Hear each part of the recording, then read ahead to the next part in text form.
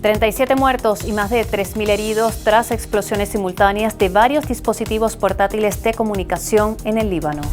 La deuda de Estados Unidos se ha vuelto inasumible, tanto que los costos de los intereses se han disparado. El presidente de la Asamblea Nacional confirmó que el ex candidato Edmundo González Urrutia firmó una carta donde acata la sentencia del TSJ que valida el triunfo electoral del presidente Nicolás Maduro. Simonovic se desmarca de campaña contra Venezuela. Y al cierre de esta edición les contaremos cómo un pequeño pájaro que parecía estar al borde de la extinción logró una recuperación notable en el estado de Florida. Mientras el presidente de la Asamblea confirma que González Urrutia acató el triunfo de Nicolás Maduro, la deuda interna de Estados Unidos podría llevar al colapso financiero al mundo. Estos algunos titulares de la presente emisión. Bienvenidos. Melanie. Estos temas y otros serán ampliados de inmediato. Comenzamos. Un ataque inédito se registró este 17 de septiembre en el Líbano. Una ola de detonaciones de dispositivos para la recepción de mensajes, conocidos como beepers o buscapersonas, dejaron al menos 12 muertos y más de 3.000 heridos, 400 de ellos en estado crítico. Supuestamente, el ataque iba dirigido a militantes de Hezbollah, sin embargo, fue contra toda la población. Las imágenes muestran que los dispositivos fueron detonados en lugares públicos, como por ejemplo en este supermercado. Entre las víctimas mortales se encuentra una niña de 10 años de edad y este otro niño que no logró sobrevivir a las heridas sufridas. El embajador de Irán en Beirut, Mojtaba Amani, también resultó herido tras detonar el dispositivo inalámbrico que llevaba uno de los guardias. Varios hospitales se declararon en colapso total ante los miles de heridos. Desde la Cancillería del Líbano culparon a Israel del ataque. Se cree que el régimen israelí logró interceptar y hacer estallar los dispositivos. Por su parte, Hezbollah prometió castigar a Israel. Al día siguiente de este ataque masivo se registraron nuevas explosiones de equipos electrónicos en el Líbano. En este caso se trató de radios de mano conocidos como walkie-talkie que dejaron 25 muertos y más de 600 heridos. Israel habría creado una red de empresas pantalla, entre ellas la húngara BIC Consulting, para fabricar víperes explosivos. Esto lo reportó el diario The New York Times, citando fuentes de inteligencia. Según el diario, BIC Consulting fabricaba también víperes comunes y corrientes para clientes ordinarios, pero el único cliente que realmente le importara era Hezbollah. Los dispositivos para la milicia libanesa se fabricaban por separado y contenían baterías mezcladas con explosivos, según los 3 agentes de inteligencia. Estos víperes empezaron a enviarse al Líbano en verano del 2022 en pequeñas cantidades, pero la producción se aceleró después de que el líder de Hezbollah, el jeque Hassan Nasrallah, denunciara la vulnerabilidad de los teléfonos móviles. Decenas de personas fallecieron y miles resultaron heridas en el Líbano en 2 oleadas de explosiones de víperes, walkie-talkies y además dispositivos de comunicación en la presente semana. Desde la antigua base de Manta, en Ecuador, donde operaba una base de Estados Unidos, el presidente ecuatoriano Daniel Noboa informó que presentó una propuesta para cambiar la Constitución y permitir nuevamente el establecimiento de bases militares extranjeras en el país andino. Hoy presentaremos un proyecto de reforma parcial a la Constitución ante la Asamblea Nacional que modifique sustancialmente el artículo 5 de la Constitución que prohíbe el establecimiento de bases militares extranjeras e instalaciones con propósitos militares. En un conflicto transnacional necesitamos respuesta nacional e internacional. El presidente de Colombia, Gustavo Petro, anunció que el proceso de paz con el Ejército de Liberación Nacional, ELN, está prácticamente cerrado tras condenar el ataque atribuido a ese grupo armado contra soldados en Arauca. Petro recordó un hecho similar ocurrido anteriormente en la escuela de policía, donde murieron numerosos agentes que estudiaban allí. El ataque, realizado con cilindros explosivos lanzados desde una volqueta, causó graves daños en la infraestructura de la base militar y además afectó áreas civiles cercanas, incluida una escuela. El comandante de las fuerzas militares, almirante Francisco Hernández Cubides Granados, aseguró que no hay duda de que el ELN está detrás de ese ataque.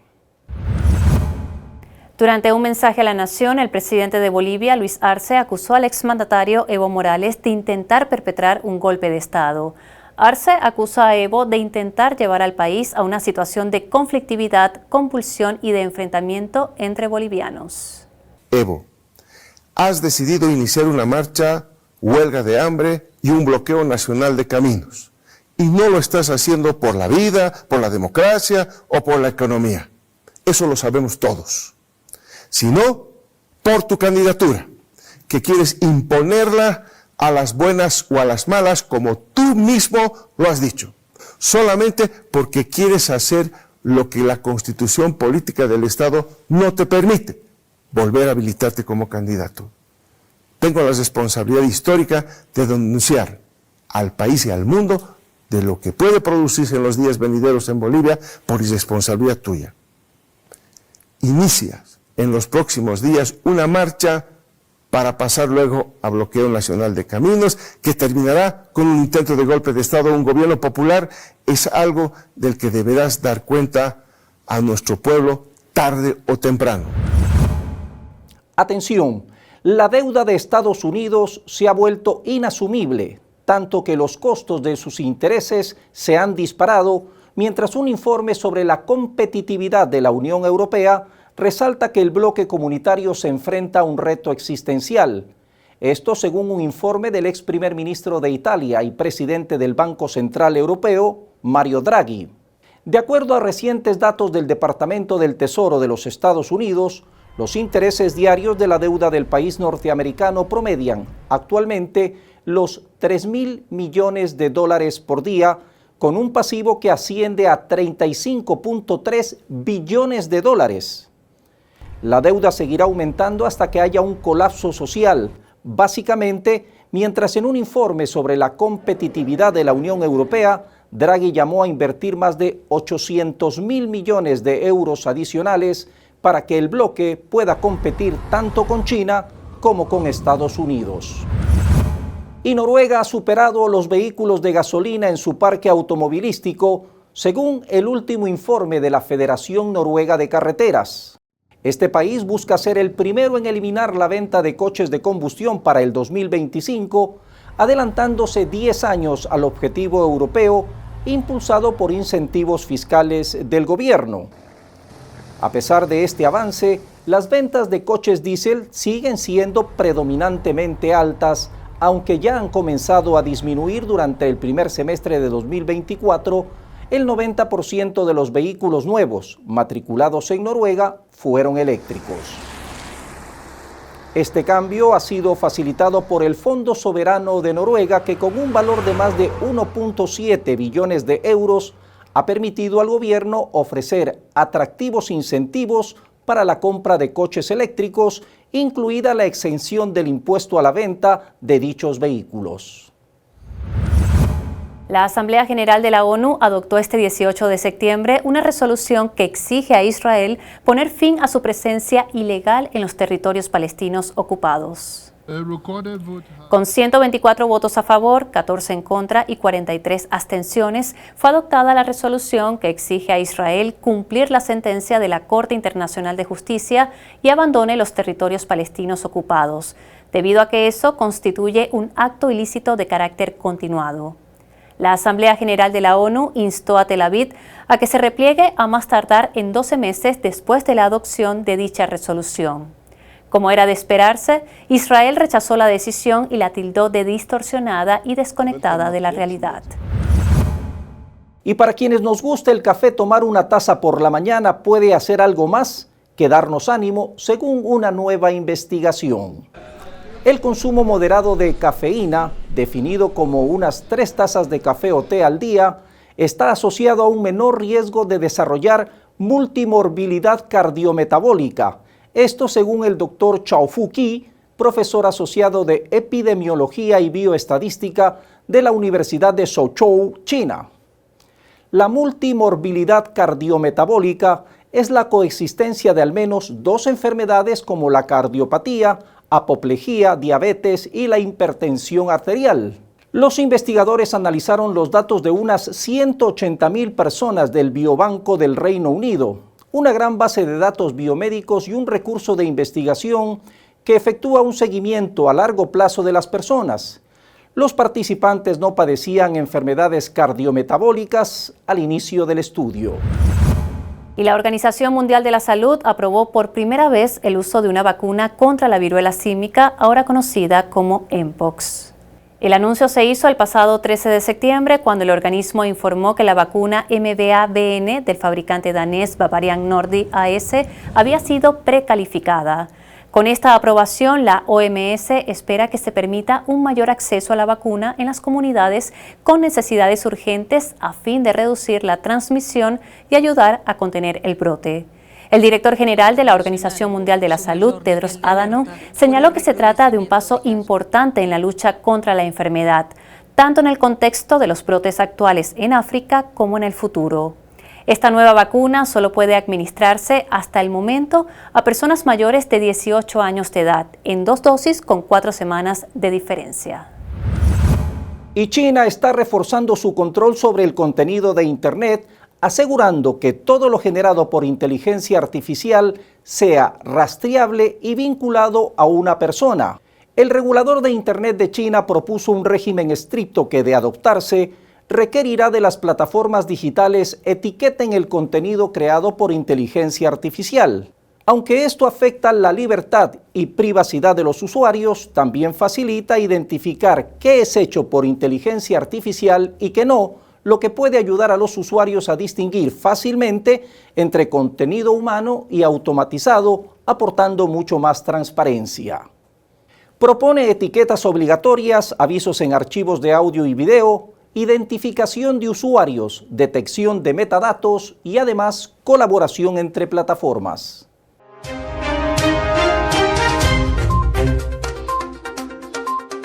Presidente de Irán, Masoud Pezeshkian, afirmó que Teherán nunca renunciará a su programa de misiles debido a que necesita esa disuasión para su seguridad, en una región donde Israel puede bombardearles cuando quiera, como en Gaza, según reseñó el canal árabe Al Arabiya.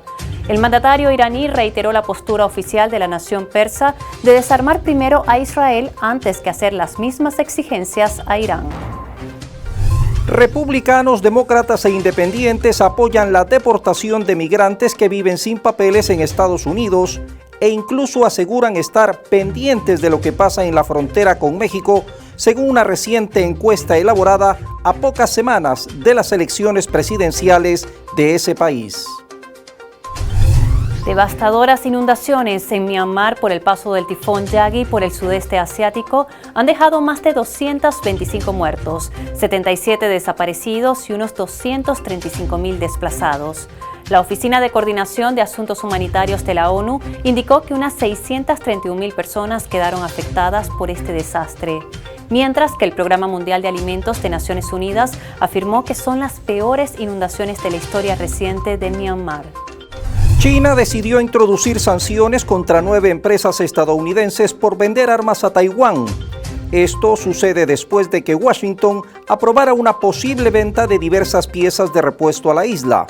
Pekín considera que Taiwán es parte integral de China y el cumplimiento del principio de una sola China es condición obligatoria para otros estados que desean establecer o mantener relaciones diplomáticas con ese país. Aumenta la llegada de migrantes a España. Más de 37.950 personas han llegado por mar y tierra desde el 1 de enero hasta el 15 de septiembre de 2024, un 49.1% más que en el 2023.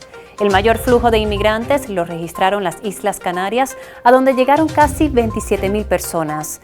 Esto representa un incremento del 85.1% con relación al mismo periodo del año pasado. El hombre sospechoso del aparente intento de magnicidio contra el expresidente Donald Trump se describía en las redes sociales como un luchador trotamundos por la libertad. Tuiteaba además a los líderes mundiales y viajaba a Ucrania continuamente para apoyar su esfuerzo bélico y profesaba su voluntad de morir por las causas en las que creía. El presidente de Bielorrusia, Alexander Lukashenko, declaró que un ataque contra su país significaría el comienzo de la Tercera Guerra Mundial. Además, alertó a sus adversarios que el ejército bielorruso tiene suficiente preparación y arsenal para responder a un ataque. Solo quiero advertir a nuestros adversarios, a nuestros rivales, en este sentido. No hagan esto. No solo no beneficiará a Europa, sino que perjudicará a todo el planeta. Un ataque a Belarus, recuérdenlo, es la Tercera Guerra Mundial.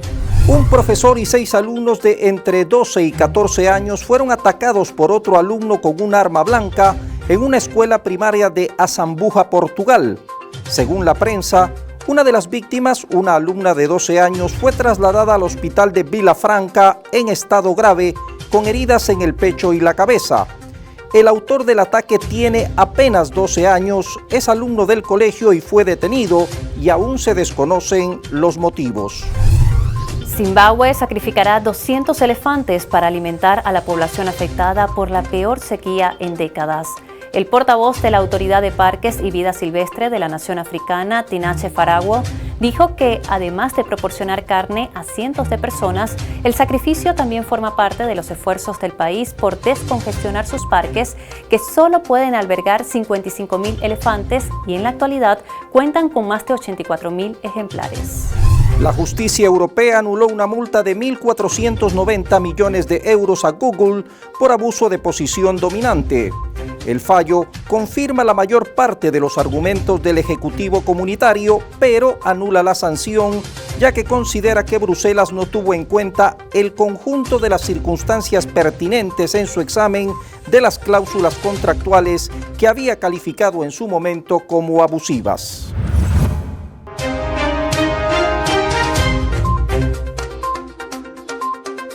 Iván Simonovic se desligó de la campaña de recaudación de fondos denominada Ya Casi Venezuela para pagar a mercenarios y asesinar a funcionarios del Estado venezolano con el objetivo de desestabilizar el país.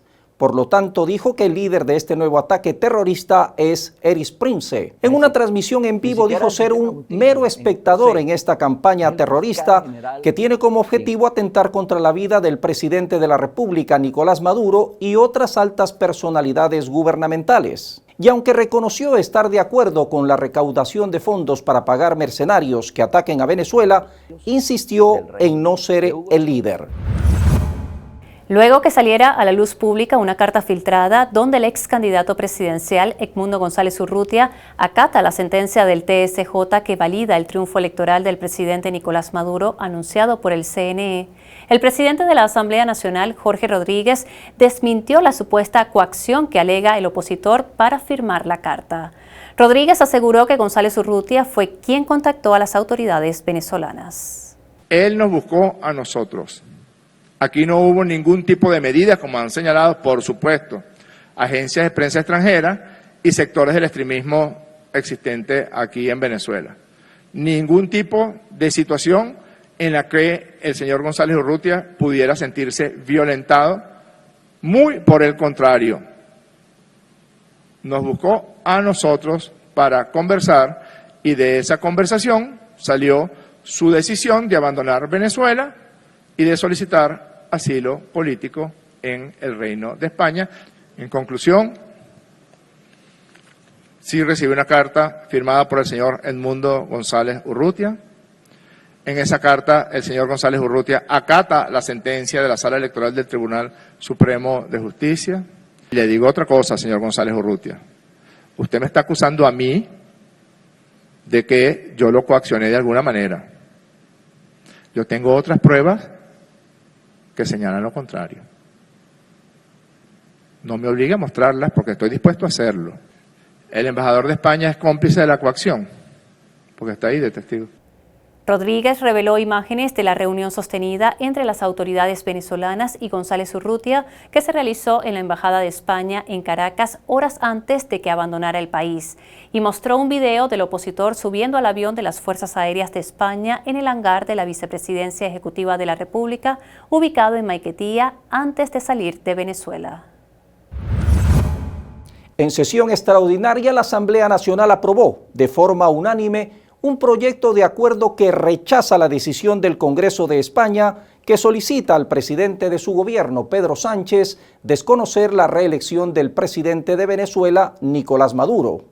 A juicio del diputado Roy Daza, a raíz de estas acciones, están desconociendo la voluntad soberana de todo el pueblo que legítimamente eligió a Nicolás Maduro.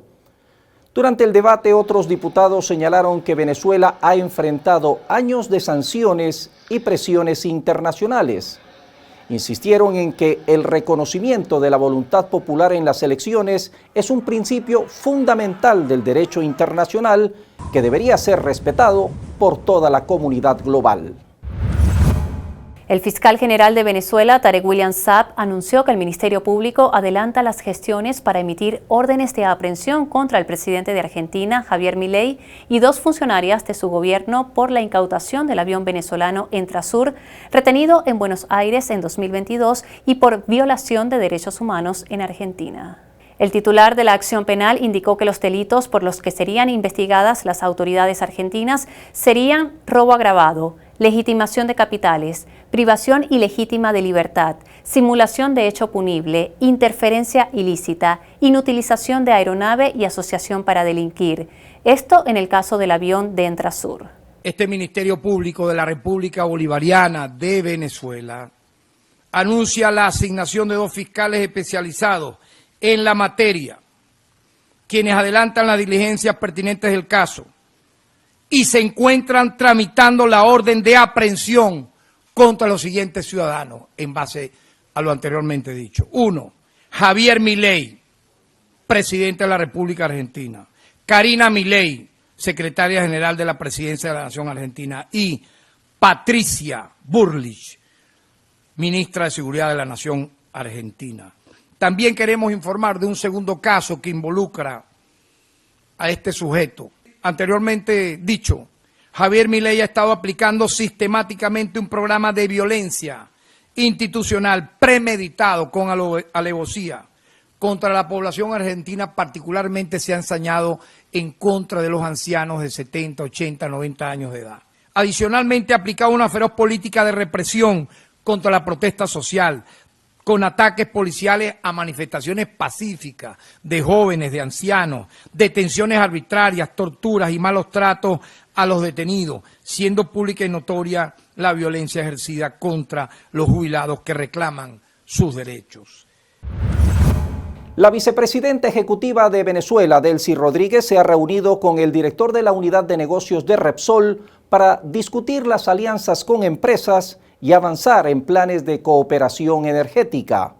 La funcionaria y ministra de Petróleo también ha admitido que la colaboración con la energética española ha permitido ampliar la producción de crudo mediano y ligero en diversos proyectos petrolíferos del país.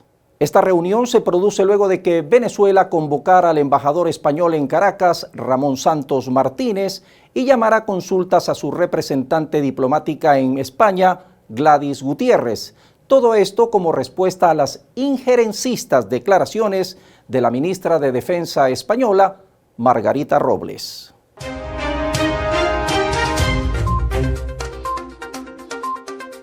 Este 16 de septiembre, el ministro para Relaciones Interiores, Justicia y Paz, Diosdado Cabello, informó que fue incautado un nuevo lote de armas procedente de Estados Unidos, las cuales se suman a los 400 fusiles decomisados la semana pasada que serían utilizados para intentar desestabilizar el país. 4 estadounidenses, un checo y 2 ciudadanos españoles, estos últimos vinculados al Centro Nacional de Inteligencia de España, fueron detenidos. Algunos de ellos portaban armas producidas exclusivamente para las Fuerzas Armadas de Estados Unidos. La segunda Expoferia Turquía-Venezuela 2024 se realizará del 26 al 28 de septiembre en el Centro de Convenciones Parque Bolívar de La Carlota.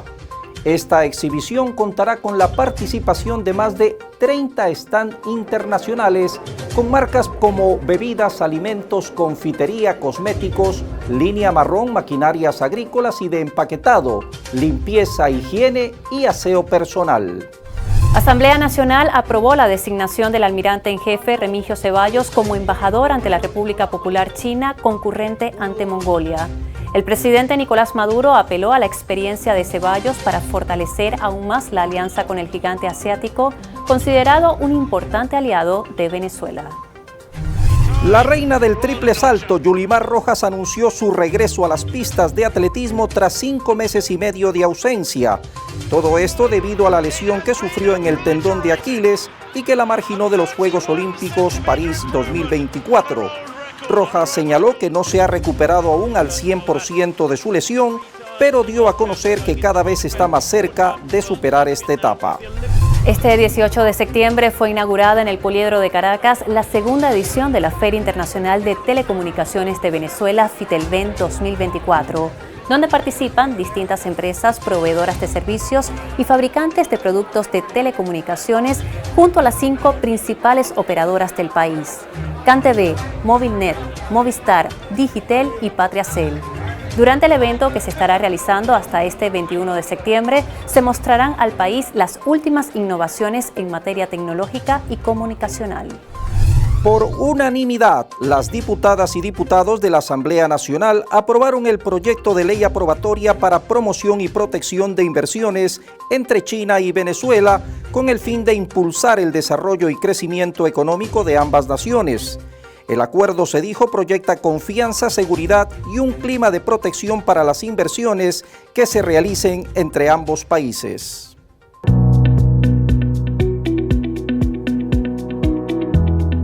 Gracias a un enorme esfuerzo de conservación, un pequeño pájaro que parecía estar al borde de la extinción logró una recuperación notable en Estados Unidos. Se trata del gorrión saltamontes de Florida, que alguna vez fue un ave común en el estado. Para el año 2018 solo existían 11 parejas reproductoras debido a la pérdida de su hábitat de pradera. La situación era tan grave que las autoridades decidieron sacar las aves restantes de la naturaleza y criarlas en cautiverio. Ellos consideraron que un programa de repoblación controlado sería más exitoso que dejar las aves a su suerte. Y tenían razón, porque en julio de 2024 lograron un hito importante: liberar en su hábitat natural el gorrión número 1000 criado en cautiverio. Se espera que con los ejemplares jóvenes recientemente liberados se pueda recuperar la población de esta maravillosa ave endémica de Florida. Los responsables de este programa de cría en cautiverio creen que las aves ya se están estabilizando en su hábitat natural. Mantener y recuperar la naturaleza, proteger las especies en peligro de extinción es proteger nuestra propia vida. Hasta aquí la presente emisión. Por su atención, como siempre. Gracias.